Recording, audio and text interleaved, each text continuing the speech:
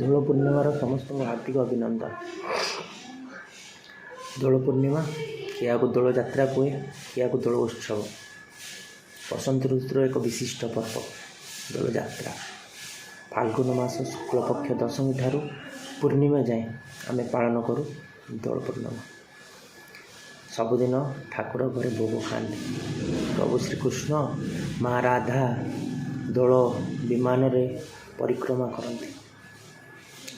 ସୁନ୍ଦର ପର୍ବ ଏଇଟା। ସବୁ ଗାଁ ଗହଳିର ଲୋକମାନେ, ଏଇଟା କେବଳ ଗାଁ ଗହଳିର ପର୍ବ ନୁହେଁ, ଗାଁଠୁ ଆରମ୍ଭ କରି ସହରାଞ୍ଚଳ, ସହରାଞ୍ଚଳଠୁ ଆରମ୍ଭ କରି ନଗର ନିଗମ ସବୁଠି ଦୋଳଯାତ୍ରା ଧୁମଧାମରେ ପାଳନ କରାଯାଏ। ଗାଁରେ ଲୋକମାନେ ମଠା ପିନ୍ଧନ୍ତି, ଘଣ୍ଟ, କୀର୍ତ୍ତନ, ଶଙ୍ଖ, ସୁନ୍ଦର ଭାଇଚାରାର ପରିବେଶଟି ସୃଷ୍ଟି ହୁଏ।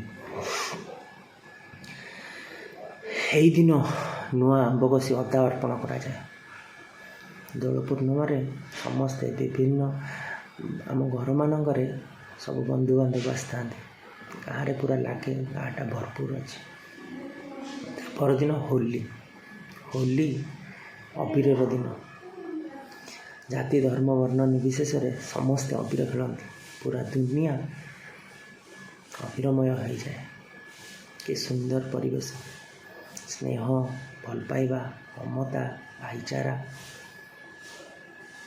ଆପଣଙ୍କୁ ଦେଖାଯାଏ। ଏ ପରିବେଶରେ ସମସ୍ତେ ଖୁସି ଥାଆନ୍ତି, ସମସ୍ତେ ରଙ୍ଗ ଲଗାଇବା ପାଇଁ ବ୍ୟାକୁଳ ଥାଆନ୍ତି। ମୁଁ ଭଗବାନ ଜଗନ୍ନାଥଙ୍କୁ ଏତିକି ପ୍ରାର୍ଥନା କରିବି, ଏ ଦୁନିଆ ରଙ୍ଗମୟ ହେଇଯାଉ, ସମସ୍ତଙ୍କ ଜୀବନରେ ଭରପୁର ରଙ୍ଗ ଭରିଯାଉ, ସମସ୍ତେ ଖୁସିରେ ରୁହନ୍ତୁ, ଦୁଃଖ ଯନ୍ତ୍ରଣା କଷ୍ଟ ଦୂର ହେଇଯାଏ।